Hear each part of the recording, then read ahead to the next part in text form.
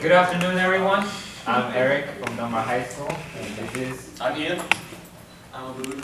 I'm Savieli. And we're here, we were tasked with safe firefighting for the SWFRTP Hackathon. So, let's go straight into the fire. The thing we were looking at is that we, as firefighters, we just go in there and into a burning building and we don't know what's in there. We have no intelligence on how many pillars there are, or is there going to be like 4 rooms and 2 bathrooms? Like, what is the overall layout of this building? So we want to make sure we address building structure as well as unknown hazards in the air, which is a primary concern for the firefighters, I understand. As well as the position and health of our fire crew in real time. So I'm going to hand it off to Ian because this was actually a bit more of the Raspberry Pi stuff. All right. So to that end, we have created the Penta sensor. Go ahead. Okay, so the idea behind this device was we wanted something to give our firefighters an edge. We know that when you get on the scene, and it's so impressive, we estimated it would take maybe 60 seconds by the time you get on the scene to the time you start fighting that fire. And that doesn't leave a lot of time for setting up things on the ground, you know, setting up big systems to analyze the scene of the fire. So what we came up with was similar to a soccer ball idea. Penta sensor is a shell surrounding a Raspberry Pi or an Arduino that contains several sensors, speakers, microphones, and you take it, and when you arrive on scene, you throw it into the fire. And it sits there, and it gathers data while everyone gets set up. So we wanted to include several sensors, IR camera for seeing through the smoke, lights and PA system. You had your basic heat sensor, humidity, what's going on inside the building in terms of gas. Is there something dangerous you need to know about?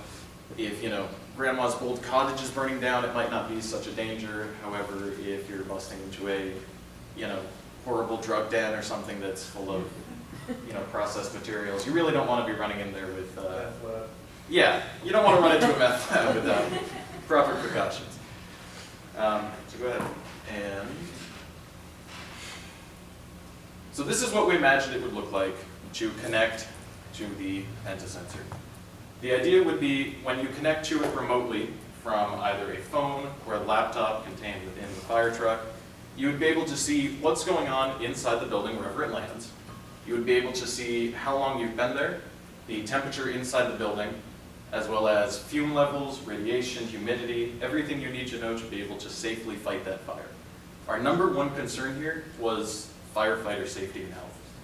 We know that, you know, it's a danger. We've talked about cancer and health.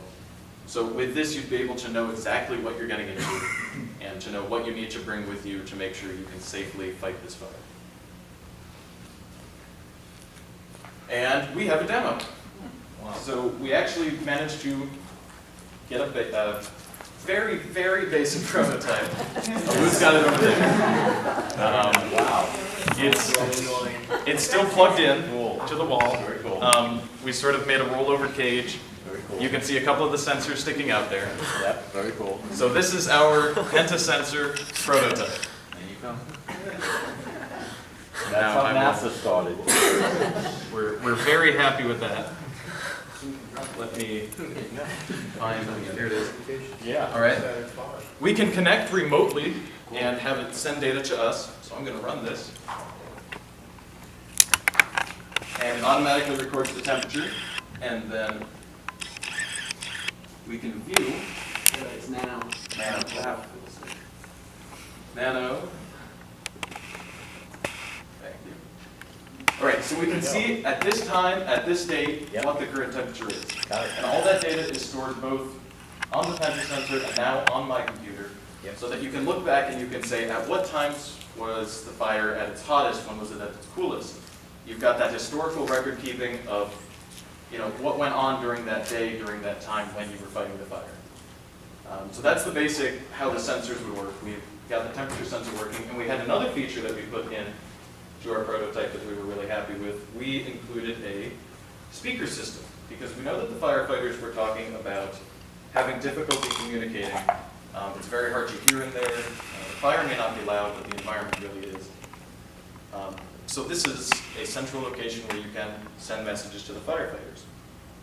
And so I'm going to go ahead and test that out. So what you're doing? No? What I'm doing right now is I've connected to a speaker in there, and I'm going to play a message that we recorded. What is that in your hand? Phone. Okay. Just for the video. Absolutely. iPhone. Doc, your oxygen tank is getting low. Please return to the fire truck to receive a new tank. There you go. Very good. Excellent. Warning, the temperature has risen to dangerous levels. Please use caution. Yeah.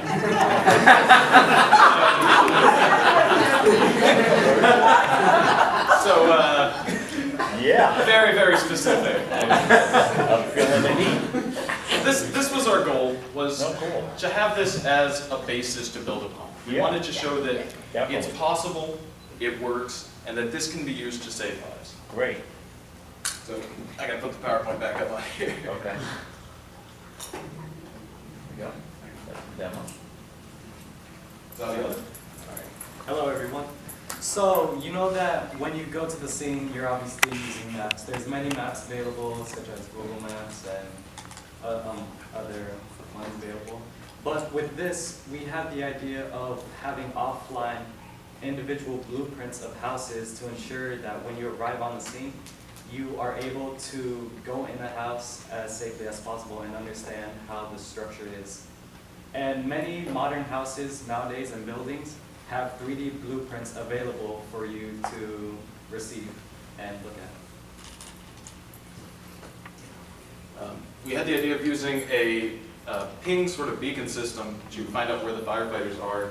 A program was developed by a number of colleges, I'm sure MIT was probably one of them, to using nanomachines that rather than relating to a satellite, they relate to each other to find out where they are.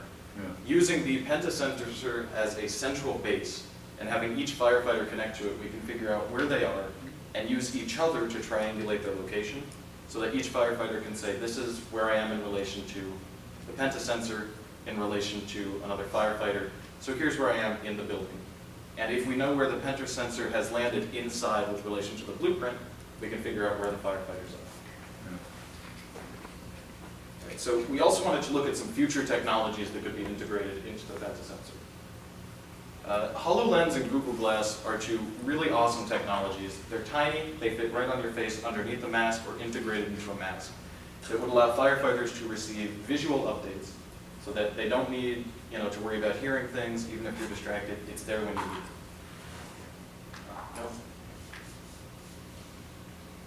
No? Okay, it's going too fast for me. Okay, so the idea would be using these 3DS models of buildings, and then with the location data from the Penta sensor, you can put on the Google Glass or the helmet, and before you go in, take a quick look at the building layout, and you can see exactly where each thing's going to be. Here's where the garage is, there's going to be this many rooms, so you're not taken by surprise.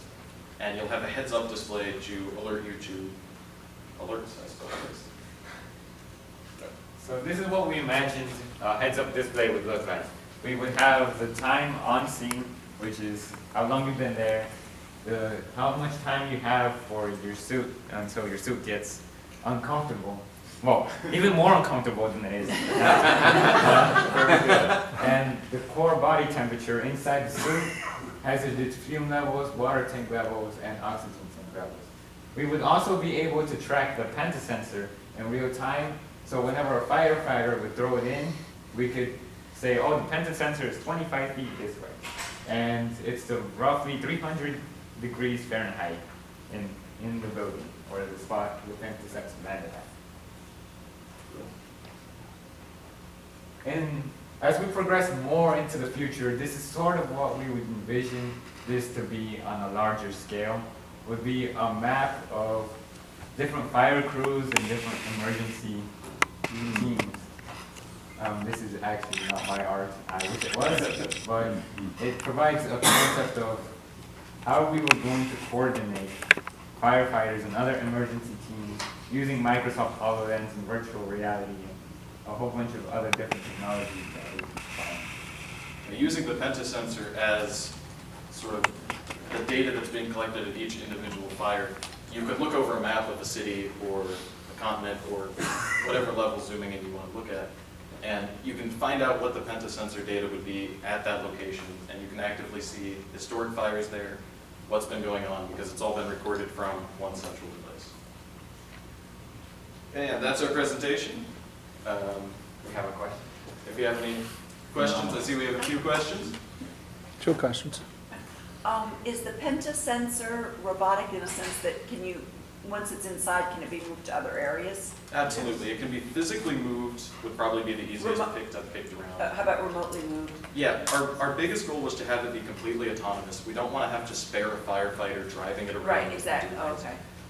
One of the possibilities it includes, hallway sensors, collision detectors.